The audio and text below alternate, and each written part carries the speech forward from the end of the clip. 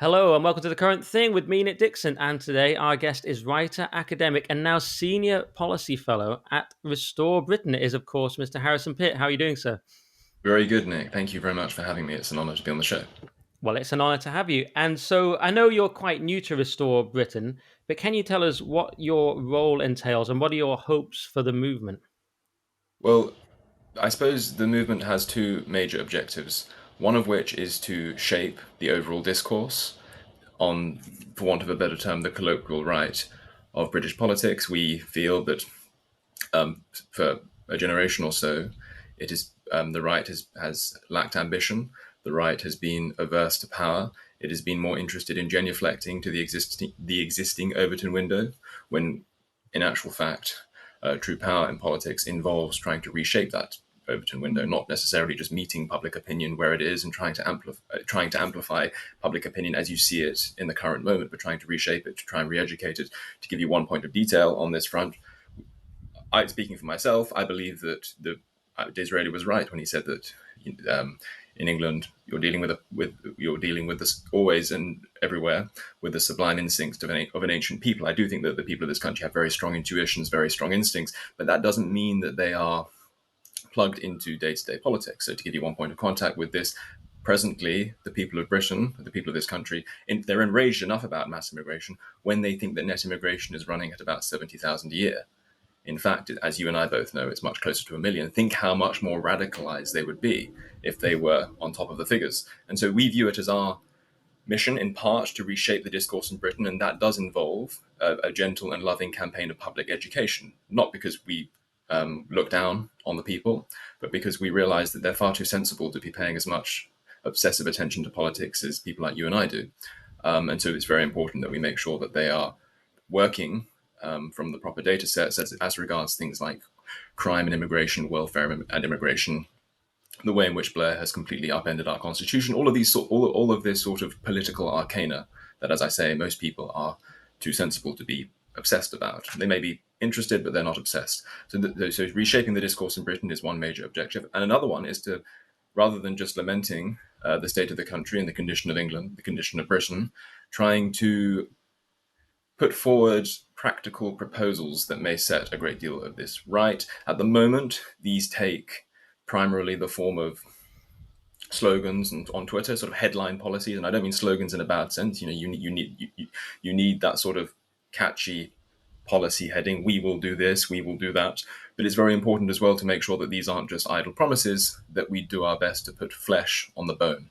And so it was one thing to have principles, but it's another thing to try and work out how we can make them actionable in practice. And that means paying attention to the arcana of existing legislation, treaties we have with foreign countries, how you would go about actually doing a lot of the stuff that many of us think needs to be done in Britain to set right the ship of state. So reshaping the public discourse and proposing practical, making practical policy proposals, and that will be my chief role on the second front. I should be trying to do much of the first as well, but I'm going to be hopefully producing two policy research papers a month. Not quite at the level of white papers because I can't write an 80-page report in 2 weeks, but giving that sort of yes, sort of 20 to 25-page research papers that will put flesh on the bone of certain policies that we are committed to trying to mainstream in Britain. Right. Very well. I'm glad to hear that because, yes, part of this at the start of your answer, I was suddenly reminded of Samuel Francis's phrase "beautiful losers." That the right have been beautiful losers far too often. So Yeah. I like that the attempt to not just be that, and I also like the focus on detail and actual policy because the populist right, so called, has also been called the sloppulist right, and one is in danger of incurring the wrath of Pete North's Twitter account and finding that the accusation is the right is good at slogans but not good at Mm. detail, and so to get out of things like the ECHR, which I'm assuming is one of the goals, and to get out of the UN Refugee Convention, for example, or the ICCPR, whatever it's called. I always forget. There's so many of these bodies, Mm. so we're going to need forensic detail and almost legal expertise, and well, not almost, definitely legal expertise and policy Yes. expertise to get out of them. So do you see that as doable, even from sort of outside the system?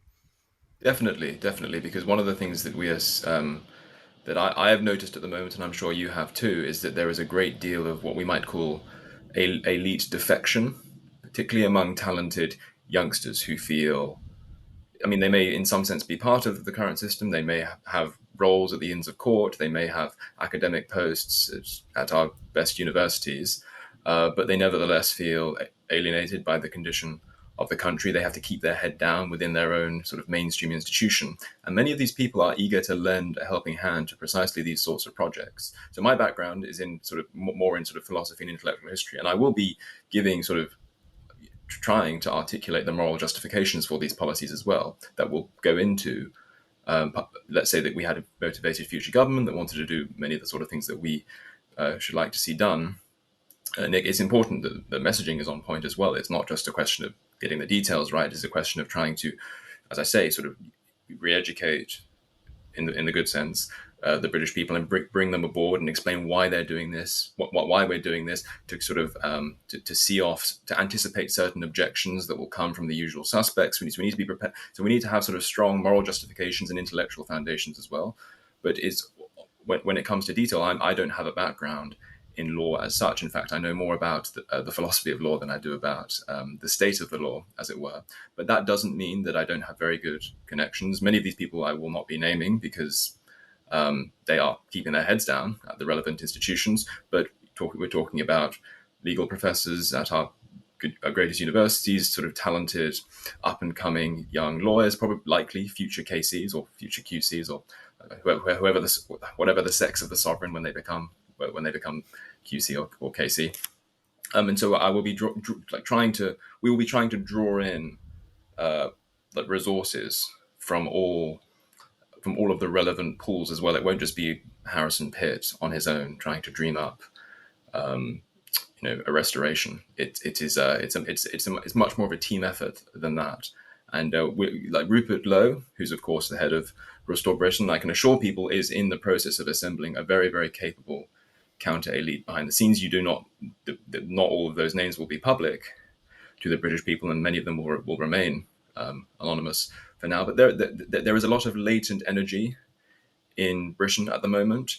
The problem is, Nick, and I'm sure you would agree, is that the right has not hitherto done a very good job of making sure that that latent energy is effectively institutionally channeled. And I think that Restore Britain will be the perfect medium for that kind of project. And yeah, so it won't just be me sort of dreaming up policy papers in my study. We will be drawing together threads, and there'll be joined up thinking, and every single policy research paper that we put out will very much be a team effort. I shall just be privileged to probably write the thing and to come up with inventive and imaginative ideas as well. I'm currently working on well, I'll park that for now because I don't want Okay. to let slip too much that's public. But working on things like what are the legal obstacles that will get in the way of our practical policy proposals as regards things like net negative immigration, mass deportations, and all the rest of it. Because it's really good to get those slogans right. It's really good to make sure that like language is power in a mass democracy. It's very important that we make sure that the prevailing linguistic games operative in our society are favourable to us rather than being rigged against us, as I would argue they have been for the last 40 years, because the right is just addicted to genuflecting to the moral concepts and language of our opponents. Is something that apparently comes naturally to us. Maybe it's a psychological weakness that comes with having a conservative disposition towards the world. You just sort of accept the prevailing architecture as authoritative. But we're Mm. seeing an increasingly counter-revolutionary spirit emerge among the young, and I think Rupert Lowe is doing an excellent and honourable job doing his best to channel that effectively. And I am optimistic that we can reshape the discourse, but also produce practical plans of action that, again, we try to be above the fray of party politics that anyone can pick up. I don't care particularly who restores Britain, so long as someone does. Well, that's interesting because I'd like to ask you about that. I'd like to get back to the counter elite stuff later, but for YouTube optimization purposes, I want to ask this question first, which is, and you've almost touched on it there, which is where you currently stand on Reform UK, because of course Restore is a movement. So there are people who say, look, I still believe in Reform as the best vehicle. Even Charlie Downs has sort of said he's okay with that. But of course, it has Rupert Lowe as its leader, who Farage has said he wouldn't work with. He'd rather eat razor blades than work with again. So my question is, where you stand on Reform UK. Well, I think so. I was already very dismayed by the way in which they were earlier this year, invalid to my mind.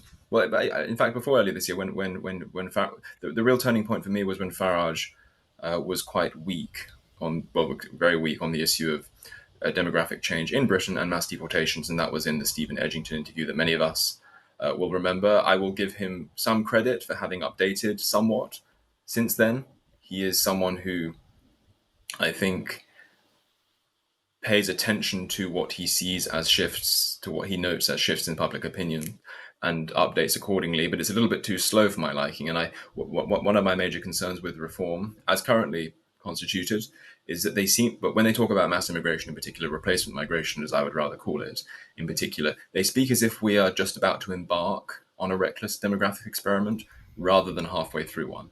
So Mm. the usual talking points that worked to some extent and were seemed plausible to some extent in the early 2000s about British values, making sure that people integrate, making sure that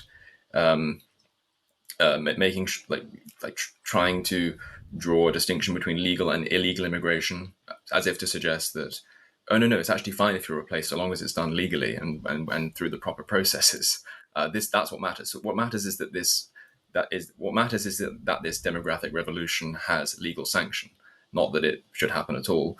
This sort of way of talking that was very that I would say prevailed in Britain in the early 2000s, it had a sort of plausibility then. I still think it was wrong, but it had a sort of plausibility then because we weren't so far gone into the experiment.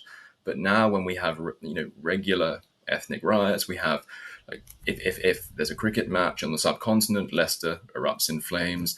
If social services see fit to enforce the law by saying no, you actually can't do that. I don't care if you're a sort of, I actually forget what it was, a Romani community in Hare Hills. You're not actually allowed to do that. That's against the law. We're going to take your child away from you. All of a sudden, the whole community kicks up. We have these sort of indigestible subcultures like dotted around our green and pleasant land. And so to take refuge in sort of civic nationalist talking points about integration and assimilation and making sure that they adopt our values. I mean, what is your assimilation strategy for Hare Hills? What is your assimilation strategy for Tower Hamlets? Are you going to drop copies of John Fortescue through every man's letterbox and hope that people get the memo sooner or later? That this is impotent talk. And so I think that reform, despite many of their virtues, have failed to update their political operating system to meet the special and increasingly flagrant immigration challenges that have come more to the fore, I would say, in the last 5 years or so. And then, of course, the major problem for me was when Zia Yusuf reported Rupert Lowe, my new boss, to the police. While it is not plausible it is not plausible to present yourself as a movement that is interested in restoring British traditions, including, I'm talking here about reform, including British traditions around free speech, if you are going to report one of your best MPs to the police for hurty words. And so that was a major problem for me. But although I don't want to be too blackpilling on this. The one thing I should like to add is that we have, in the last 100 years, there has not been a time where Britain has seen greater political and electoral volatility. It's, as it were, all to play for, I would argue, over the next 4 years. And I think that the real stroke of genius in Restore Britain has been to grasp that what Rupert Lowe should be doing at this time, and what he is going to be doing for now, is acting as the effective North Star of conservative minded, restorationist, right wing politics in Britain. So, in other words, being philosophically inflexible, philosophically principled and fixed, but understanding that, but coupling that with an understanding that there's a lot of institutional volatility, and therefore not betting all that one's got on one particular horse in July of 2025, when who knows what might happen over the next 4 years. And I think Restore Britain is therefore going to be philosophically principled, but institutionally quite flexible, which is why Reform members, Conservative members, even Labour members and Lib Dems are very welcome to join the movement. Yeah, and speaking of this sort of topic, do you have any thoughts on Ben Habib's Advance UK. I mean, you may not, but it was hoped that Rupert Lowe would be the leader of that. It was hoped even by Ben Habib. Then, on the very day that they launched, Restore Britain launched, and Rupert Lowe explicitly said, now is Hmm. not the time for a political party. So that seemed unfortunate. So that left me a little bit confused at the time. Is Rupert Lowe's goal to sort of, I was going to say, hijack in a good way the Tories? Is it to become a party later? And what was all that about with Advance UK? Well, I was, of course, announced as the senior policy fellow about a week ago. I had a meeting with the relevant people in Westminster on that day, on the day that it was announced, and that's when it was finalised. And this was before, of course, all of the kerfuffle around the launch, at which point I was not yet involved, and so I'm not entirely sure what went on there in terms of the similitude of the announcements, the fact that the simultaneity of the announcements, the fact that they occurred on the same day. I've met Ben multiple times. I admire him a great deal. I think that he's an excellent political mind, and I think that like however the chips fall over the next 4 or 5 years, he will continue to be a major and respected figure on the right of British politics. But given my previous answer, Nick, when I was saying that at this time of immense electoral and political volatility, it helps to be very strong as a matter of principle, but a little bit more pragmatic when it comes to understanding how are we going to channel all of this latent energy institutionally. My sort of gentle rebuke to Ben Habib, my gentle criticism of Ben Habib would be that he confuses the need, he conflates the need to be philosophically ironclad with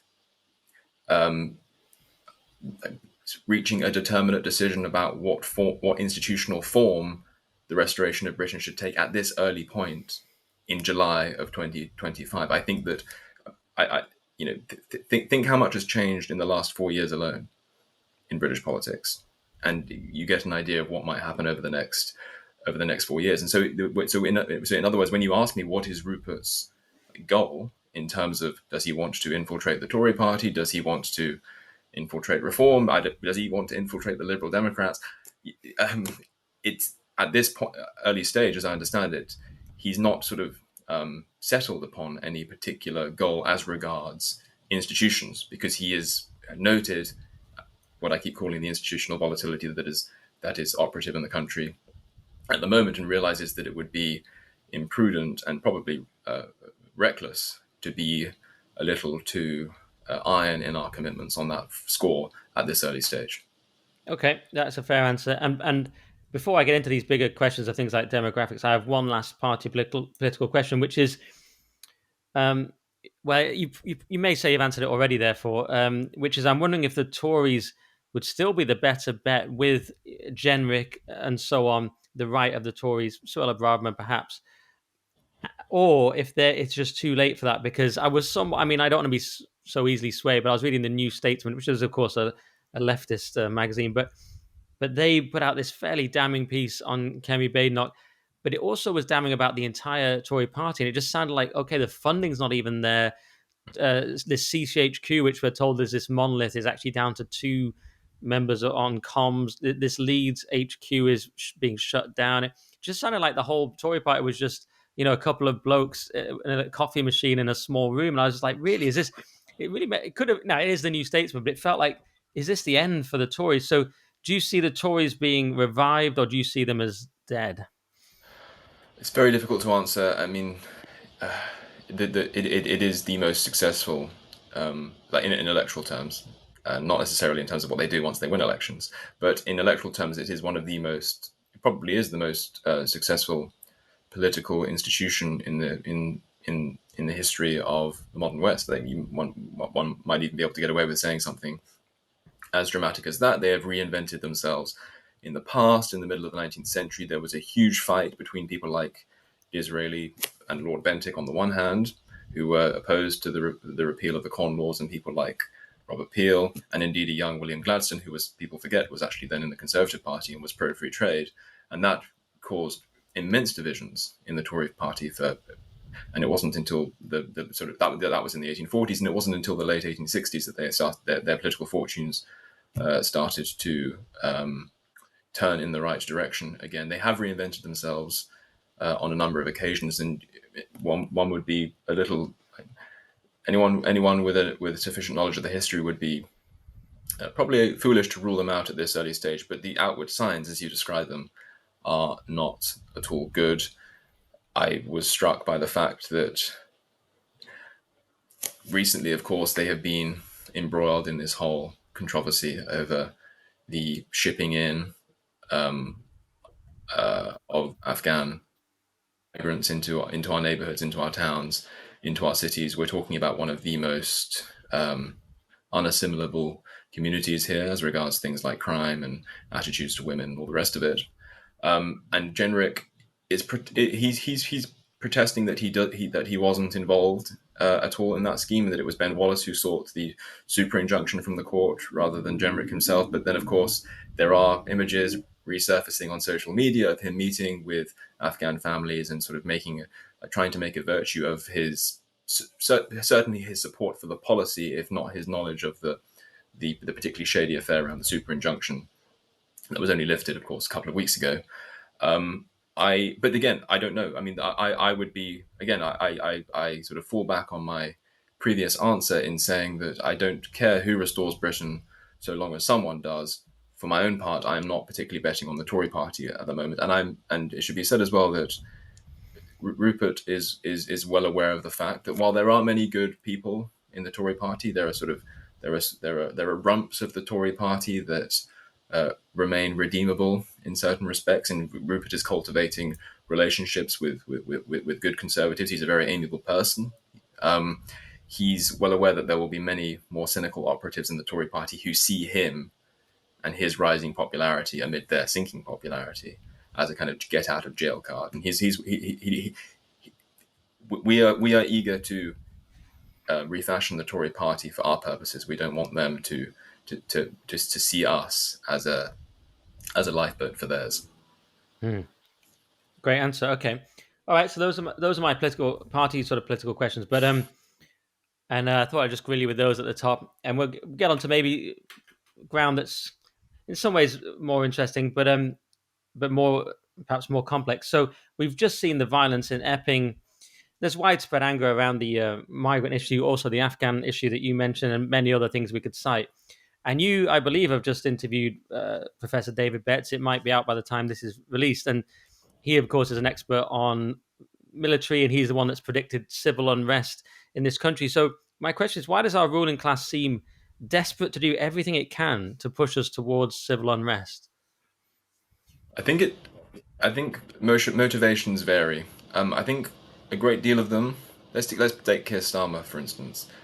Clearly, one of the major, perhaps the most provocative policy that is currently leading us on this path, if not to full blown civil war, then certainly to an uptick in intertribal conflict being more sort of common day by day, week by week, month by month within Britain, is the small boats problem. You have basically invading boats of fighting age male immigrants from alien cultures coming into Britain every day of the week, particularly in summer, and then they're being housed at taxpayers' expense. We're sort of subsidizing our own replacements. We're paying for the privilege of being replaced. This is being noticed, and we're not sort of detaining these people. We're letting them sort of roam freely throughout the community, and then you have this.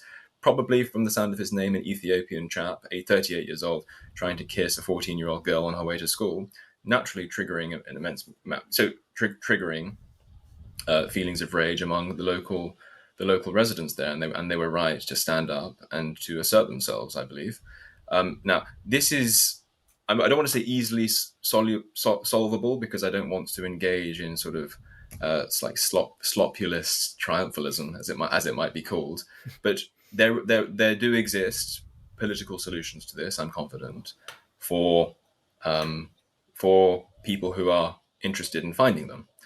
The problem is that in order to find those solutions, it is going to force us to it, vacate. Like, forget the particulars for now. It is going to require us to vacate what has served as a very comfortable political paradigm for our elite class for the last 30 years or so. And I do believe that Starmer, deep down, is a creature of process and views himself as a sort of regional manager of the UK branch of global governance. I do think that he views himself in that way. I don't think that he's an inventive political visionary like Blair was. Remember, Blair was the person who set up this system. So that involves a certain amount of political creativity when it doesn't exist. Now that it exists, and now that it defines so much of our life, not in our moral life, our legal life, our institutional life, our judicial life, I think Starmer sees himself as the sort of caretaker manager for that system. And given that the man doesn't dream and doesn't have a favorite book, the idea of sort of stepping outside of that and being creative and coming up with inventive solutions that may break the mold of existing sort of post Blair politics, it is just morally unthinkable to him. It's like requiring a Catholic to renounce the doctrine of transubstantiation. I do think that his position, his status as a human rights lawyer, is so bound up with belief in that system, and so he's required, because he's not a complete idiot, to make promises that he's going to smash the gangs, that he's going to that he's going to stop this problem, cut it off at the root and all the rest of it, and that he's going to address people's concerns. But his own political, one is even tempted to say theological or politico-theological priors prevent him from being able to do anything on that score. And so what you have is an increasingly radicalized luxury belief elite class, many of whom I believe do hold to these beliefs as a matter of doctrine. It's not just, there's a certain amount of social dressage and social performance involved for many of them, and no doubt in many cases there's a certain amount of financial cynicism involved. They make money out of and they make money out of of these sorts of agendas. And I think that would be much more the case with institutions like the CBI, people who want cheap labor, Deliveroo, this sort of thing. But I do think that many of them are true believers, and so they are, one might say, sort of philosophically incapable of doing the sort of things that would be required to give us a political off ramp from the sort of civil conflict that is going to become much more likely the longer we take to address many of our most fundamental problems, not the least of them being the effective replacement of the British people without their consent. They would be mad to give their consent, but you should still ask for it. Yeah. Okay. So yeah, it's a mixture of motivations. I mean, and I actually, for my part, have almost stopped worrying about the motivation, and I've tried to apply Stafford Beer's heuristic: the purpose of a system is what it does. And if I've understood that correctly, intent is eschewed in favor of just saying, well, that is what the system is for. So I've started to realize, okay, the the purpose of the British state is to facilitate the mass rape of thousands of children and the torture, and to smuggle in thousands of Afghans, and to do all these things, and even to separate the man and woman, and even to murder unborn babies. Anything that you can cite that you don't like, and there is a long list. For me, I say, okay, that's the purpose of it, and that kind of simplifies it for me. But I do wonder. I sort of whimsically speculated. It's almost like a machine where the switch has been switched to evil, and it can't be. And you're like, why did they include the evil switch? But it's been done now, and it can't be undone. Because I was listening to Dominic Cummings at the Pharaohs Foundation talking about not just that it does bad things, but that it stops anything good. So he described the Home Office as being in a jihad against the few skilled migrants we might actually want. He used the word jihad. So you go, oh, I see, but it covers up, as he elucidated, it covers up mass rape of children while stopping the few people who are actually trying to obey the law. So it's not just that it does bad things, it stops anything good. So he calls it the pathological system. So, I mean, I don't know what the question is there, but is it so should we just not worry about the motivation and just think about how we dismantle it? I think so. Yes, I really do. Particularly given the fact that I do think that, I mean, to many people this seems like a bit of a cop out. People often want us to point to a single guiding intelligence that is directing all of this, malice and sort of deliberately inflicting pain upon us. I don't deny that some of those motivations will be there for certain individuals. Many people see replacement migration, to mention that again, as a very sort of pleasing way to act out ethnic grudges. To people talk openly. People like, I'm talking here more about the sort of tribalistic minorities who support these agendas. People like Sadiq Khan, people like Humza Yusuf, they definitely view it as mass immigration, replacement migration, as a form of punishment. And therefore, if we were to bring in, I mean, I'm a little skeptical of the idea that we should be bringing in any immigrants at all at this point. I don't really care how high skilled they are. I don't think it's I don't think there's anything particularly better about being replaced by high skilled people as opposed to low skilled people. All that really changes is the misery attendant upon the process of being replaced. I mean, you have a technically there is a boon to GDP if you're being replaced by high skilled people. There is less of a boon to GDP if you're being replaced by low skilled people. You're still being replaced in both cases. But no, I do agree with you, Nick, that I don't think that motivations are, given that they are varied and given that we're here talking, I think, in my view at least, about a congruence of interests that makes bad things happen and prevents good things happening, more than we are dealing with a single guiding intelligence that makes bad things happen and prevents good things from happening. That, in a sense, yes, while it might be fruitful in certain cases to identify certain motives that we can demonstrate to be driving certain people. I've just tried to give a gloss on what I think Keir Starmer's are. I've sort of hinted at a gloss of what I think Sadiq Khan's are. It's more instructive for the right, and the right has been. I mean, I'm probably guilty of this myself.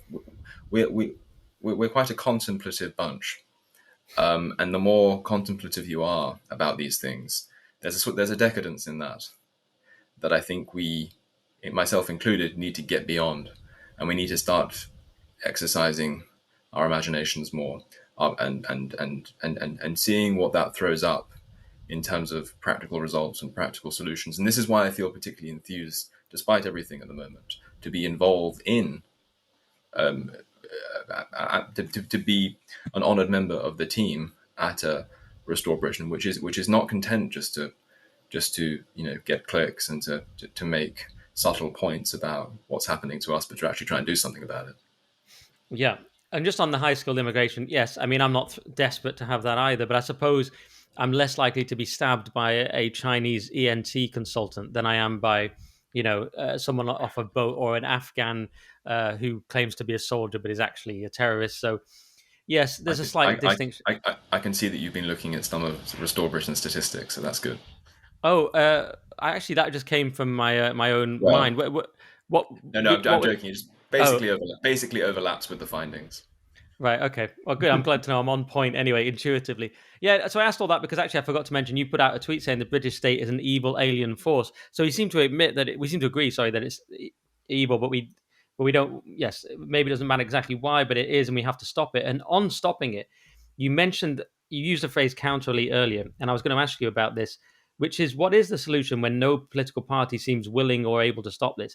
In elite theory terms, which you're sort of alluding to there, we talk about I say we, as if I'm sort of hanging at one of them, but the elite theorists always talk about the organized minority, how it will always beat the disorganized majority. And I start to wonder who is the organized minority in this instance. And maybe you're saying it is Restore Britain and all these people some of whom can't be named, these experts, legal experts and so on, who are getting involved. And that is encouraging because Dominic Cummings has talked about the need for what he calls a third force. We're at a point where mainstream journalists like Alison Pearson are joking about that we might need a military coup. And it's kind of half joke. It's like we're actually at that point. It doesn't seem that plausible in this country, but we're at the point where, okay, we know the current political parties will not solve this.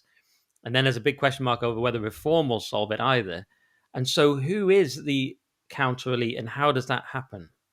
Well, in fairness, I don't dislike Alison Pearson, but it doesn't happen by people tweeting about an imminent military coup. And I'm not saying that we should be pursuing that line of action as well. Just to help you out on YouTube and to help me out. Let me get that. Let me get that Right. in advance. But if you study the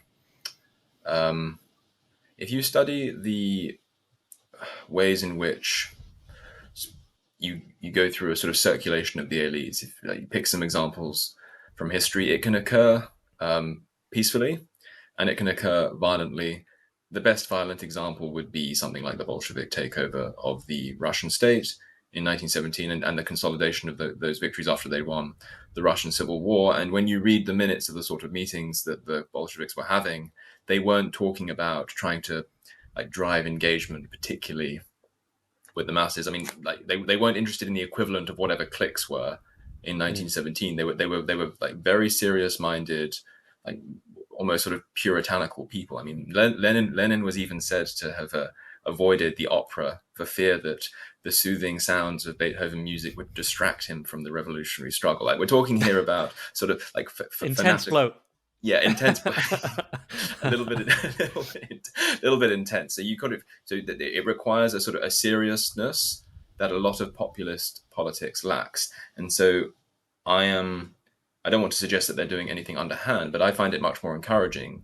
And I hope that you feel the same way, and that your viewers feel the same way, to reflect upon the fact that there are people behind the scenes who are not particularly well known and who aren't trying to. I mean, they're happy to have engagement if they can get it, but they're not. They don't view it as the be all and end all of their existence, trying to plot an effective restoration of sorts that can hopefully, and I do still think at this point, as you people will see with the in my Betts interview, I challenge him a bit, I probe him a bit on the likelihood of civil war in this country. I do hope that there can be a peaceful political off ramp at some point in the next 10 years or so. And to give an example of a peaceful transition from one sort of oligarchic class to another, you have sort of in the late 18th century, you basically had a quite a slow process whereby the old, I don't want to be confusing with the terminology, but the sort of the classic Whig oligarchs of the 18th century, like the sort of the Pelhams and the Walpoles and the people who basically were riding high for most of politics in the 18th century, and whose main concerns were to prevent a Stuart restoration of some kind. They didn't want any kind of Stuart pretender to the throne to supplant the Hanoverian dynasty. That was their main objective, and they were also sort of like very concerned about like the rise of popish plots and all this sort of thing. By the time you get to the sort of the 1780s and the 1790s, there were so many sort of new challenges on the table, not the least of them being the French Revolution, that Whigs who had been able for many years prior to take refuge in complacent talk about you're a papist, you're popish, you're a closet Catholic, all of this sort of discourse that dominated the politics of the mid 18th century. And we can think of an analogy in terms of the way in which words like fascist and racist and far right dominate politics today. These just became impotent because people were more concerned about what they viewed as a sort of regicidal, no, what they viewed, what was a regicidal, like French revolutionary power across the English Channel. And so you get, notably, and I think it was 1794, I think it's Lord Buckland and all of these people who had previously been part of the Whig elite leaving behind old timers like Charles James Fox, who were still talking about the need to replicate this revolution in Britain, and joining William Pitt the Younger. And then it's kind of out of that the Conservative Party starts to develop. So you can get peaceful circulations of elites as well, and they occur through preference cascades. And I think that, and usually the people who are at the center of those sort of transitions, they're not all. Yes, there are people who remain visible throughout those transitions, but a lot of them are behind the scenes actors. And I hope that Restore Britain can be like not as sufficient on its own, but play a big role in facilitating that kind of transition, because there is already, as I was saying earlier, a lot of elite defection among the young, a feeling that we no longer have either an emotional, a cultural, or an economic stake in modern Britain, and a desire to set that right. So it will happen through people checking out and people hopefully joining these sort of counter elite movements. But a lot of I suppose the difficulty of our time is that a lot of the most black pilling things are hyper visible, and some of the most white pilling things are harder to discern. But I do believe, as someone fairly well connected in the relevant in the relevant spheres, that a lot of good things are happening, and people should not lose hope yet. Hmm. Well, that is good to know. I mean, I suppose one of my concerns is always just the complexity of our modern state and how that can possibly be broken down. Maybe I'm looking at it right. I mean, in the past, some of these examples seem like it was four blokes in a room, and some others come in with guns and say we're taking over. And it does seem kind of like that in some of these instances.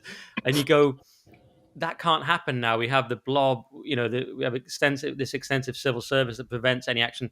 The activist judges are perhaps the most disturbing because they just wave through foreign criminals who even the government, even the most left-wing governments have said, no, we can't have this person. They say, sorry, he likes/dislikes chicken nuggets, he can stay or whatever it is. Latest absurd example. and these activist judges. Really shocking. And Cummings even talked about how terrorists can call up and demand millions from lawyers, and it's really extraordinary. So many complicated institutions to dismantle, and in a culture where you can go to prison for a tweet, it does seem sometimes almost insurmountable. But I don't want to black pill myself either. And when you talk about preference cascades, that's certainly true. The average person and the Overton window, I almost don't want to say because apparently I say it a lot on the podcast, but the Overton window is massively shifted in terms of immigration and things like this in extraordinary ways, really, that I couldn't have even predicted. The rhetoric around immigration and the go on. Well, you made a great remark the other day on Twitter, pointing out that woman in Epping, Oh yeah, making a pretty barnstorming speech. I would have edited little bits and pieces of it, but let's not be too pernickety about all that. But what I thought was particularly good about what she said was she said, if being again, like in the past, we've always been on the defensive. We've always been saying, I am not a racist, but I am not a fascist, but I am not far right, but so our, our, our what should be self assertion begins with an apology and a genuflection to the sort of existing moral language around yeah. these issues. What I like about what she did, and I think that we should do this more on the right of politics, rather than like these words only have as much power as we are collectively willing to assign them. And so, if you have half of the political aisle sick and tired and saying, "Look, you have so twisted the definitions of these terms that we are going from now on to regard them as blunt tools that have grown blunter still through overuse," and rather than going along with it and saying, "I'm not a racist, but I'm not a fascist, but I'm not far right, but," we're going to shift the formulation and we're going to say, if wanting to prevent the mass rape of white working class girls makes me a racist, then so be it. All right, that is the end of the free episode. But if you want the full podcast, go to nickdixon.net for all the extra content, all my articles. That is my Substack, nickdixon.net. And we need your help to keep this whole thing going, keep the lights on, this amazing production, hiring people, etc. nickdixon.net to support us. It's £5 a month, which is about the cost of some sort of fancy latte in London, or as a slight discount if you get the yearly option, or it's just £5 a month. So we'll see you on nickdixon.net, and thank you very much.